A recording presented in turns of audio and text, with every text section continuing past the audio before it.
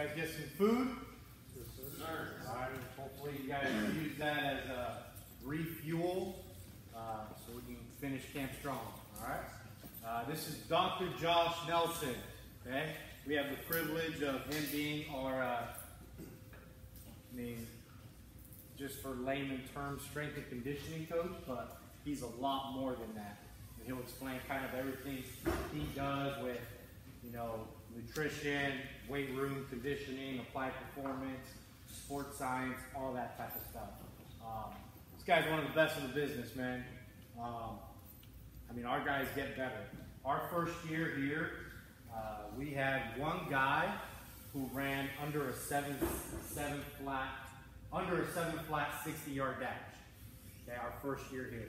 Okay, our second year, we had I think about 13 guys that ran under 7 seconds. Okay, and now that's just the norm. Everybody gets faster. Everybody gets stronger. They eat well. They prepare well. And a big part of that is because of what this guy does. All right? He's able to relate to young guys because he understands, your guys' lifestyle with going to school and all that good stuff. And he does it better than anybody else. All right? So make sure you guys are focused, locked in. Okay? Please, I encourage you guys to ask questions because you have one of the best up here that can definitely help you guys out. Parents, I encourage you guys to ask questions because a lot of times these guys here, for whatever reason, are too shy, okay? And that's why we like including the parents in this talk because I know you guys will ask good questions that they might be afraid to ask. All right? All right, Coach? Appreciate it, Coach. Appreciate it. If we can, let's get you guys down here a little bit. I know we don't want to sit beside everybody here. And we'll just scoot in here. We can sit in the floor there. We can pull the bench out sideways if we have to. But take a second. Let's get in here so we can see the TV. Parents, there's TVs on both sides. There's a couple of slides up here that explain some of the things that we do here. Feel free to take a snapshot of it. It's just one way to do it, but we feel as though it's the way to develop athletes. Okay, so a little bit about myself. I grew up in a small town in Virginia. I was the son of a coach. My dad coached high school football, high school baseball, and wrestling.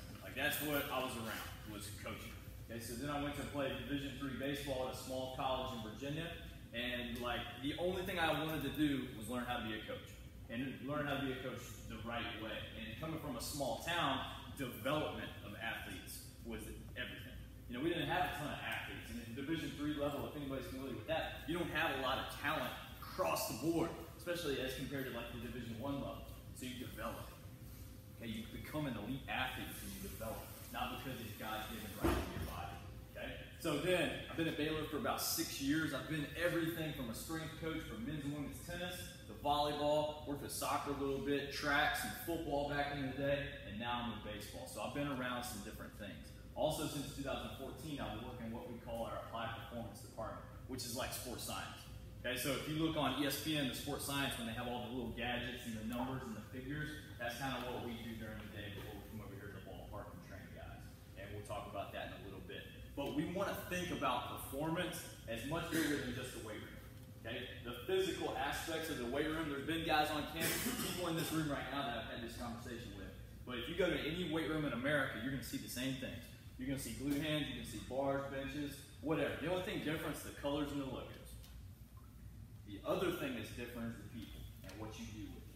Okay, so the physical aspect of it is just one little thing. So we're going to talk about 3 little areas of our performance triad today.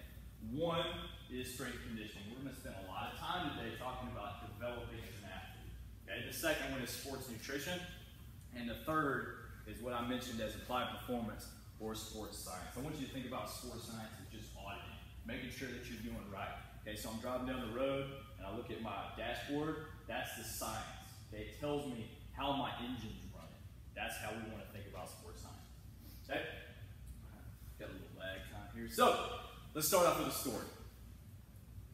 Does everybody know what it means when I say a mountaineer? Like if you're a mountaineer, I got a backpack on and I'm climbing up a mountain, can you envision this guy? Yes, no, yes, yes, yes.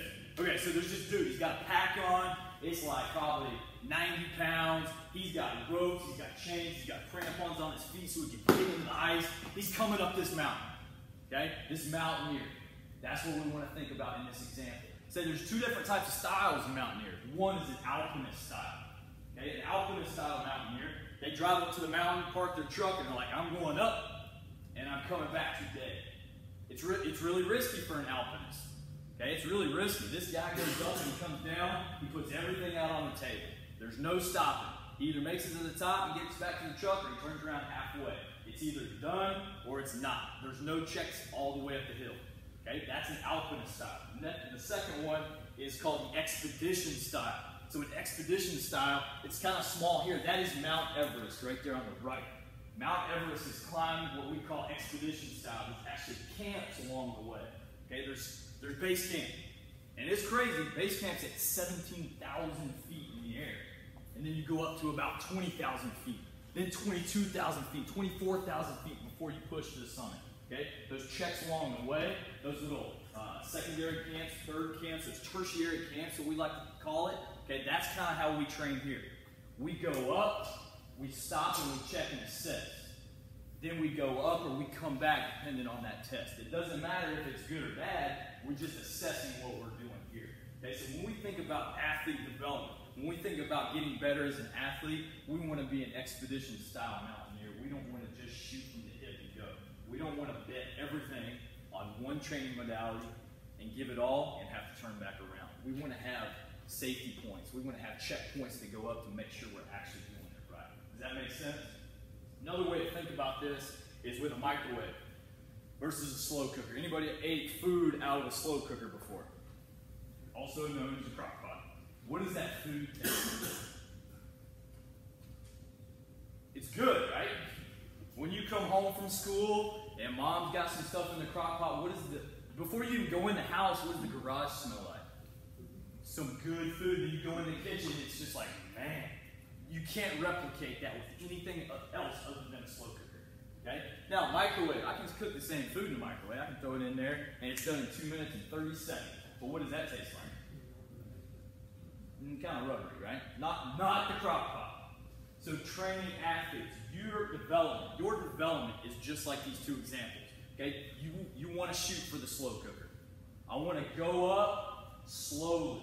I want to develop slowly. Create a great foundation slowly. Then the end product is always going to taste much better than if you fast cook that thing just in a microwave with one training means. Okay?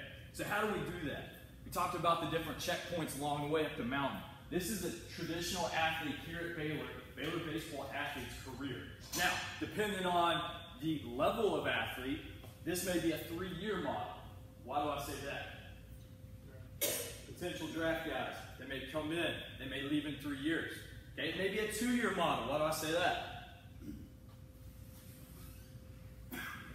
Huh? JUCO, guys coming in from junior college, you got them for 2 years.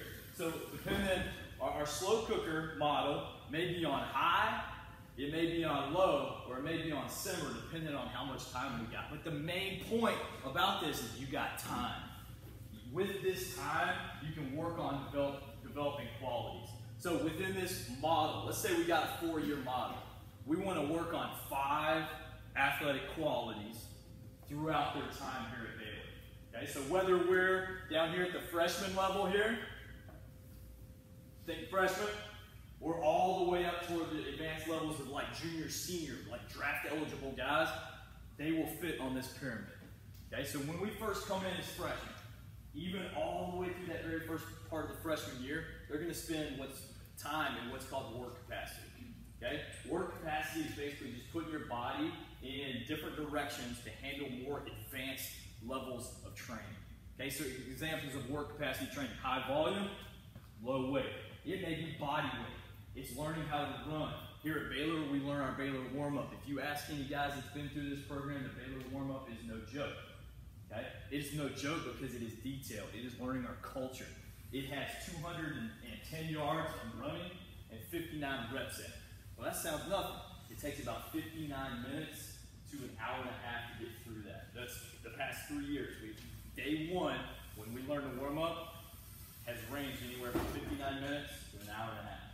So again, no joke. That fits in this idea of work capacity. Also inside that work capacity, I talked about learning how to run. We want to be able to run without just becoming smoke. Okay, so I need to learn a little bit about running mechanics. And I'm not talking about sprinting just yet. I want to be able to learn how to run upright without just putting all my effort backside in wasted motion. Okay? This work capacity, when we come to the weight room, we're still going to do work with the bar. We're still going to do work with pulls, movements from Olympic type lifts. Okay? But the directions of those will be a little bit lighter. Oftentimes in this work capacity, especially when freshmen are on the table and we train our freshmen together without the influence of vets around, a lot of times those elements are with tempo. So we may go down slowly, a 3-second eccentric going down. That trains your body to handle more advanced qualities later on. Now, go back to the mountaineering example.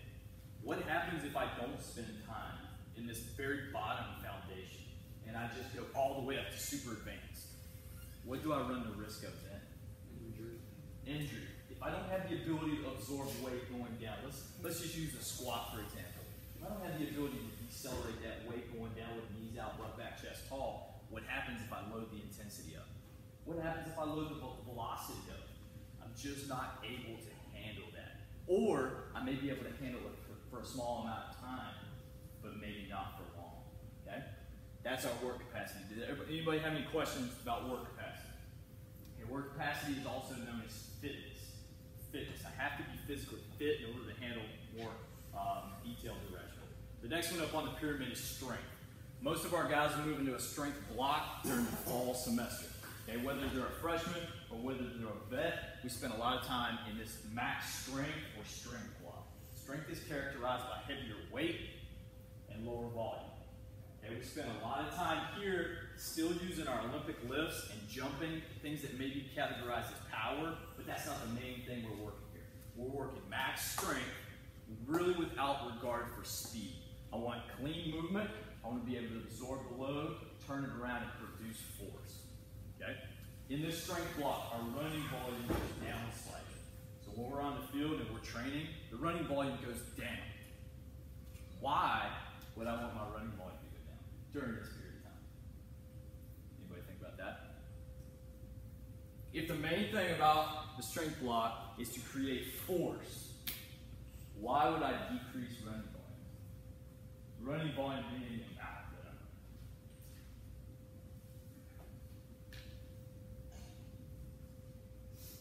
I would decrease running volume during this block because I want to produce maximum force. If I run too much during this period of time, I'm pre-fatigued and I can't create force. Okay? So they kind of go hand in hand. Questions with strength before we move on. I want you to think about strength. If somebody talks about strength, it's like I'm going to pick up that house. It's not going to be fancy. It's not going to be super pretty or even fast. But it's brute strength. That's what strength is. Okay? Moving up the way, power. Power is where we get once we're about 2 to 3 weeks away from our fall season. Okay, so for us, that's like the beginnings of October. Power is also where we get when we're in season. So all spring we've been in strength, and toward the end of the year, power. Power is about moving weight fast. Okay, power is about moving weight fast. At what point in a baseball field are you trying to move weight slowly? Can you think of anything? In fact, most sports where your feet are on the ground, they're called ground-based sports. Strength is not the ultimate factor. It's the ability to produce strength rapidly, known as power. So power, we're going to use our exercises like Olympic lifts, like jumps, med ball throws vertically, rotationally, to train power. Okay? So in this block, all we're doing is trying to beat time with everything we're doing. In this block, intent is everything. Okay? So if you just casually go through a training session and you're trying to train power, you are not training power. Okay? In the power block, oftentimes training is very short. You're not finding a lot of high volume. And it goes back to the whole reason we reduce the running volume once we get to strength. If I'm pretty fatigued, I cannot create force very rapidly. Okay, so that's power. The next one, moving on, is speed. We train speed every single day that we train. some way. Okay? We're going to run. We're going to work running mechanics. We're going to put force in the ground rapidly. And we're going to talk about the interaction with the floor, my cleat, or my turf with the ground. Okay? All of that is about developing speed. Speed is the most precious athletic quality there is. Okay? If you are fast and you can produce the ability, moving fast, you have something that the majority of us don't have. Okay? So speed has to be trained every single session, no matter what you're doing. And it has to do with intent, just like the power. Okay? Then the last one is sport skill transfer. So I'm not a baseball coach. Okay? I'm not a baseball coach. It would be malpractice for me to put you guys in the weight room in baseball exercises. Okay? That's not my area of expertise. That's coaches on the field. Our goal is to take the work capacity, the strength, the power, the speed, and mesh with what you're doing outside. So we do that with talking to coaches. We do that with, hey, if you're going to have a big-time practice, a super hard practice out on the field, I should couple my training with that. I can't expect you to go have a great practice if I crush you first. Okay? So that skill transfer works together. We have to be doing complementary things in the weight room that will get you ready for the field. Now, the opposite is true too. If coach isn't doing much out there, we can reach in here a little bit. We can take some risks. Okay? But that sports skill transfer is everything when it involves taking what we're doing out here, and then when you go out to the field, meshing this together. Does anybody have any questions about this? So this right here, anything you do in a training session, in fact, even on the field, can be found on this pyramid. Okay, so if you want to take a picture of this, we can go back to it at the end. This is clutch, but understanding how to group exercise. Okay? Questions with this? Scoot to the next slide. No. So, you got a question? What's the difference between power and strength? Power and strength. You tell me. What did I say with strength? I got a house, I'm going to pick this thing up. How fast is that going to be? Not that fast. What would that be? Strength. Absolutely. Now, what's power? Let's say it's not a house. Let's say it's a little bit lighter. What if I take this? How fast can I throw this through the ceiling? Much faster. So I'm producing force, but much faster. Okay, so if I'm picking this up, this would be an example of strength. Boom. Power. Pushing force through the ground with a velocity component. So fast. Does that make sense? Any other questions with this? I don't want anybody to go away today with any questions. Like, we can talk specifics, we can talk generalities, whatever you got. Like, we can bring it up. I'm going to keep going if nobody's got questions. Okay, so what does a typical work week look for us? We typically go 4 days a week, and here I'm talking off season. Like, off season started for us last week when we got back from LA. Okay, so we're in a 4-day split. We use what's called a high-low split. Okay, so look at the top, the 4-day model. Don't even pay attention to the bottom. The red is Monday, the blue is Tuesday. We take a day off, Thursday, then Friday. When I say high, low, that means the involvement of the central nervous system. The central nervous system is like your internal computer in your body that regulates everything. Okay, so things that are super, super high CNS intensive are things like sprinting, lifting heavy, power. Okay, we want to couple those things together. Everything's about being complementary. So put your fast things, your hard things together. Okay? Then your low days, your blue days up top, Tuesday, Friday, those are just lower, slower work days. They don't tax the CNS nearly as much, so we can do much more. Now, going back to that whole 4-year model, if I couple high-low, high-low, high-low, high-low for 52 weeks for 4 years, I have developed quite a trend line moving forward. Think about it like a stock market. Not every day is an up. Not every day is a low. But the average is moving forward upward. That's what we're trying to create. Okay? Questions with that? Let me show you what the exact training may look like for us.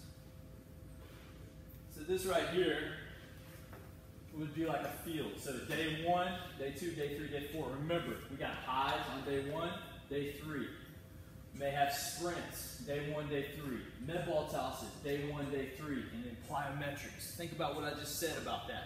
We group our things together, like things together, okay?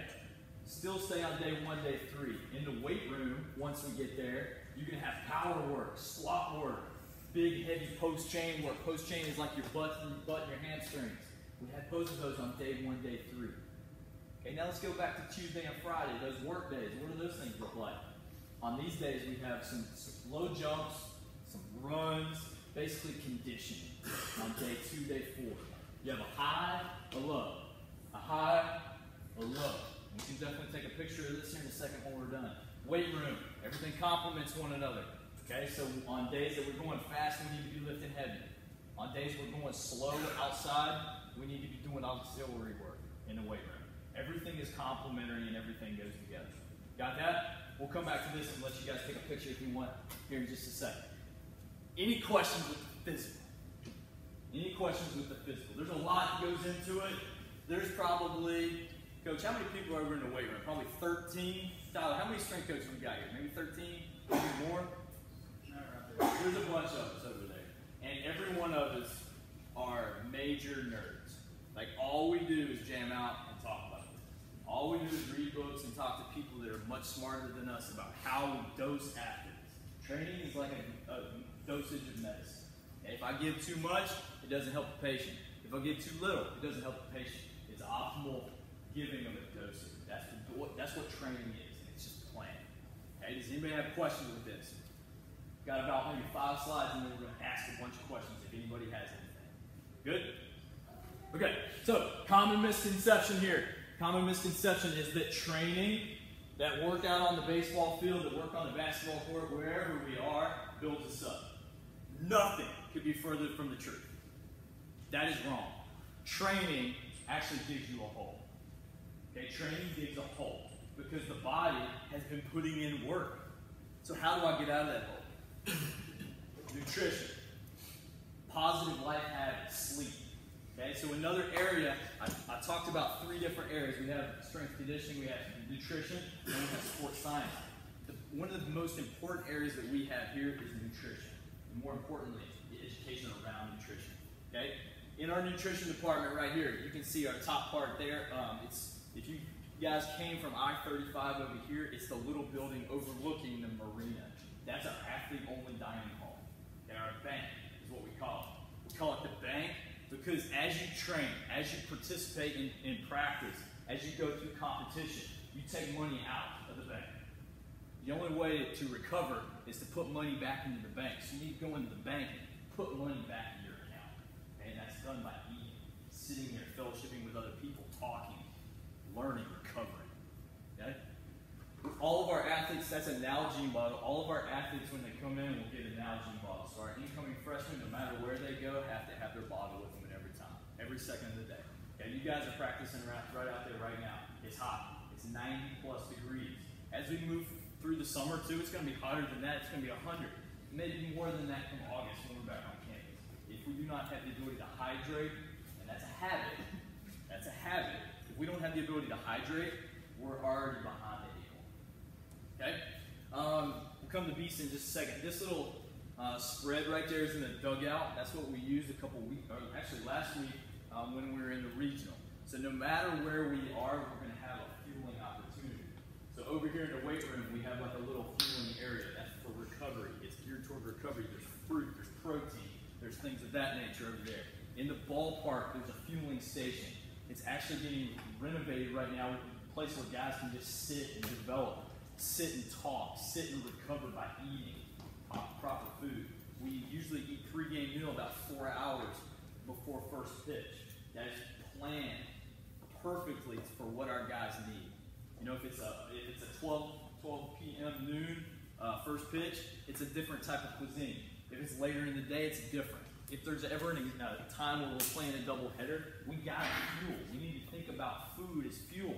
So we have snacks like this all through the game. If you think about the college game, we're on our feet a lot. Okay? From the time early work hits to BP, to the other team hitting BP, to us going back playing 9 innings, sometimes extra innings. Like we're on our feet all the time.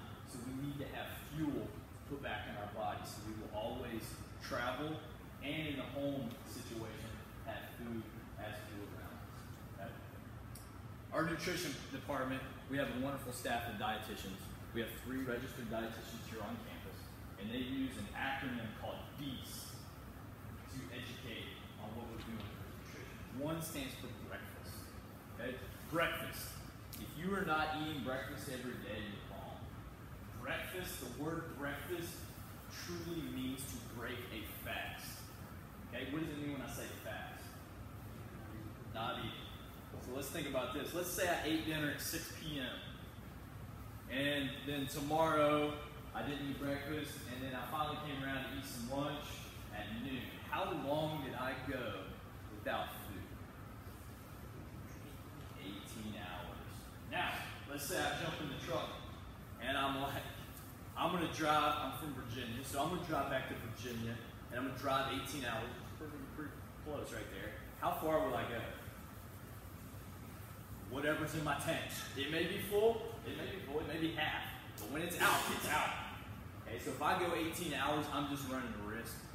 So we have to have the ability to break that fast right now. Breakfast allows us to jumpstart our metabolism and start our day right. Anything for breakfast is going to be better than nothing. Ideally, what you'd like to do is get a protein and a carbohydrate source. Okay, you can eat anything. If you're strapped for time, it can be a PB&J and a banana. If you're really strapped for time, like a prepackaged protein bar and a banana, something on the way to school. Okay, but you need to break that fast. The next letter, E, eat often. We want to eat as athletes. We're thinking, remember, food is fuel. We want to eat every 2 to 3 hours. Okay, 2 to 3 hours. That's kind of the limit. So go back to the truck example. No, let's scratch the truck. I'm talking like fast car. T-Tom, what do you drive? Mustang? We're driving T-Tom's Mustang. Is this stick shift? Oh, okay. Stick shift Mustang, we're going super fast. In order for that thing to operate optimally, we absolutely have to put fuel in it every 2 to 3 hours. Okay, same is true with us. We need to put something in our body every 2 to 3 hours. That doesn't mean a meal. That doesn't mean a meal. Let's say I eat breakfast, then 2 or 3 hours later, I grab a PB&J and a banana. Then 2 or 3 hours later, I go to lunch, full lunch. 2 or 3 hours, it's pre-practice now probably, 2 o'clock, 3 o'clock, somewhere through there. Maybe I eat a protein bar and a water. A couple hours after that, it's time for dinner. A couple hours, 3 hours after that, nighttime snack, and maybe just a thing of chocolate milk and a piece of fruit, and I'm in bed. Okay? It doesn't have to be meals, it just needs to be something. You want to keep that metabolic meal rolling. Okay? The next letter is A. We already talked about it with the water bottle, but A stands for always hydrated.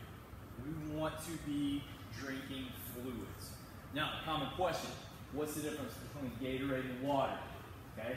If you're around activity, or you have excess electrolyte loss, or if you're like a heavy sweater, like if you wear dark shirts like this, and then after training you have like white on you, that may mean you lose a little bit more electrolytes than other people. Okay, that's not bad, it just means you need to bring it back in. Okay, but if you're around activity, Gatorade, Powerade, Propel, anything like that's going to allow you to stay at peak performance. If you're not around activity, if I'm just chilling in class, sitting at the apartment, I can go with water. Okay, but I need to be drinking. The next one is S, sleep.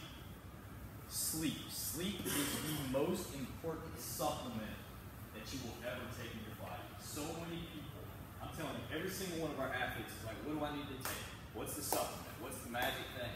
People that come in as recruits, what do I need to take? You need to be eating breakfast and you need to be sleeping. Those are the two most valuable supplements that you can take, especially as a growing male. Okay, we have so many natural hormones going through our bodies, dudes. Like, especially as we're like 17 to 22, there's so many like hormones going through our body. We don't need anything else. We need proper diet, and we need to have the ability to work hard with intent, and then we need to recover. Okay? Going back to sleep. Let's shoot for 7 to 9 hours a night. Okay, now that's not feasible all the time, but I would say try to be consistent. If I go to bed at 10 o'clock every night, I need to go to bed at 10 o'clock every single night. If I wake up at 6, 6:30, 7 o'clock in the morning, do it every day. The body, the CNS, like we talked about a minute ago, is brilliant. It sets patterns, it sets processes based on you and your habits. If we can be consistent, its processes will be consistent. So when we get ready to perform, it's already performing optimally. Now, the issue becomes if I become inconsistent, the body, the CNS doesn't really know what to do. And it's turning things on, turning things off, when we don't need it to be that way. So be consistent and sleep. Good with that? Last one, C, think lean protein. Anytime we want to eat some form of protein. The law of the legs. Has anybody heard of the law of the legs in regard to protein? I see some familiar faces in. What is the law of the legs? Less legs, like more protein. Say it loud, man. Less legs, more protein, so like chicken or fish. Not the more protein, but the what about the protein. Better protein. Leaner. Leaner protein. Okay, so the law of the legs in regard to protein means the fewer the legs, most often the leaner the protein is. Okay, so let's run this test real fast. How many legs does a cow have? Hopefully 4. How many legs does a chicken have? Which one's leaner? The chicken, unless it's cooked differently. Okay, but the main thing is the chicken would be leaner. Okay, let's try this next one. How many does a chicken have? How many does a fish have? Very good. So which one's leaner? Most of the time the fish. Okay. How many does the fish have? How many legs does peanut butter have? Hopefully 0.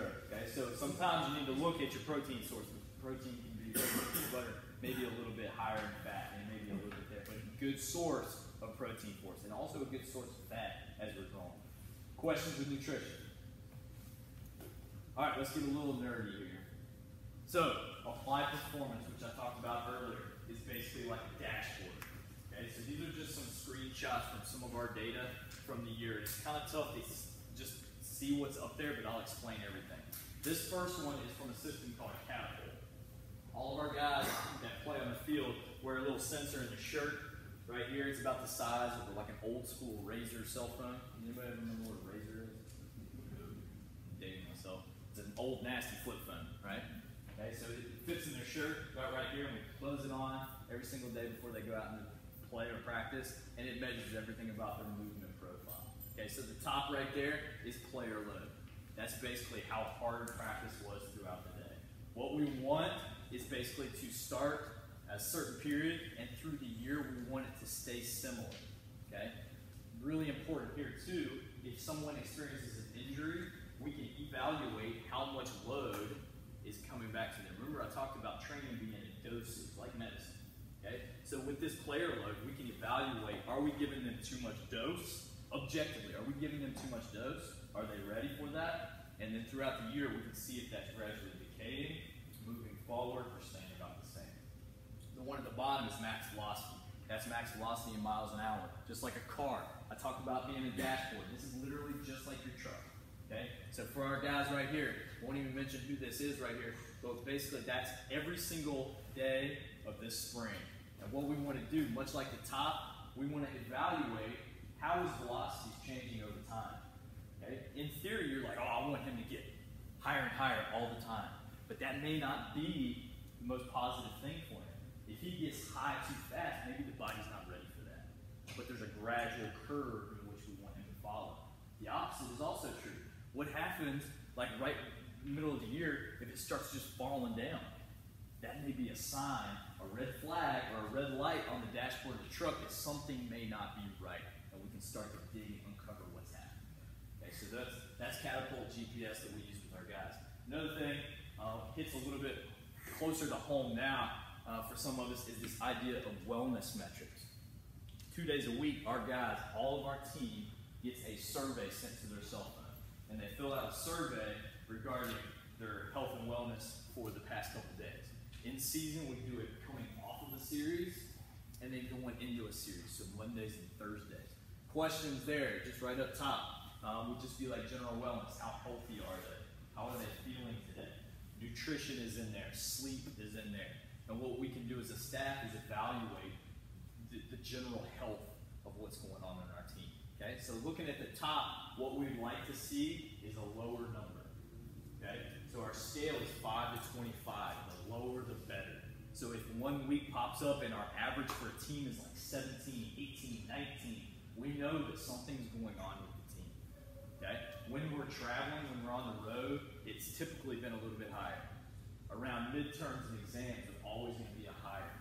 And then once we come off exams, they drop down. Okay, the one in the middle is sleep. That's average hours of sleep per night. Okay, so we mentioned we want them to shoot for 7 to 9 hours. More importantly, we want to be consistent. Okay, so throughout the entire year, we can see, are we getting enough sleep? If we're not, everything matters in the grand scope of things. Okay, so everything matters. So if we're not getting enough sleep, we need to take back, we need to cut back somewhere else. Okay, so this is kind of what we're doing in regard to some of our sports science. Last thing I'm going to leave you guys with here is some of our stuff is very complex. The majority of it is just solid training principles. It's squatting, it's hinging, it's pushing, it's pulling, it's carrying heavy things. Okay? It's not fancy, the majority of it. Okay? But you can summarize everything we do with two different things that we teach from day one. The 5 expectations and the 5 standards. Okay? So the 5 expectations is the golden rule. Okay? The golden rule. The golden rule talks about treating other people how you want to be treated. It also means holding other people accountable like you want to be accountable. Okay? So if I want to be an elite athlete, I need to hold people around me to be an elite athlete. And at the same time, I can't balk at the idea of them holding me accountable. Okay? The next one is being disciplined. Discipline is doing what I have to do even when I don't want to do it. We train at 5:30 in the mornings in the fall. We train at 5:30 in the mornings in the fall. It's not always fun to get up at that time. Is it, T-Tom? But the discipline is bigger than any one of us. It's bigger than any coach, any player, any building. The discipline of waking up early and being with a squad and getting better daily is everything. Okay? The next one is being relentless. Okay, so it's O2. O2 count. I got 2 options. If I'm a pitcher or a hitter, I can let it go and walk back to the dugout, or I can throw a fat pitch across the strike zone and not finish.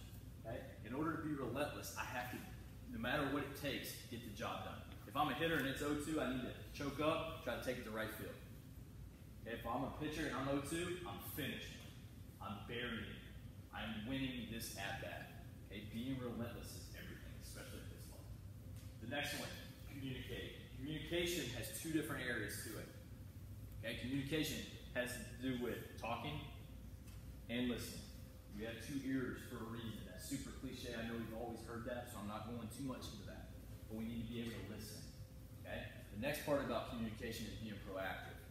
Say we got training. Let's say it's, it's 2:23 right now, and we're training at 2:30. If I'm driving up here and I get a flat tire, I got 2 choices. I can call coach and be like, Coach, I'm going to be late. I have a flat tire that I need to handle. And he's going to be like, hey, you got to pay the consequences, but handle it, be safe. Or I can just show up late and tell him after. Being proactive, communicating proactively is always going to be positive. You still got to pay up, okay, because I was late. Bottom line, no excuses, okay? But I was proactive in what I was doing. And the last one is no excuses. An excuse, no matter how valid it is, will always weaken your character. Okay, so if I provide an excuse, that's softening the edge on Nelly. Okay, no matter how valid that excuse is, it will damper your character. So we want to provide no excuses. Get the job done, no matter what circumstance. Okay, the last one, and I'll leave you guys with this, is our 5 standards. Where our 5 expectations are how we live our life and how we gear toward training. Our 5 standards is how we're going to attack and win within baseball. Okay, so the first one is we have to win the state of Texas. There's a lot of talent in the state of Texas. There's tremendous universities and there's tremendous pull wherever you go. If we win the state of Texas, we are on the right route to where we're going. The next one is we want to attack, win on the road. I say that with emphasis. Attack, win on the road. Winning is hard.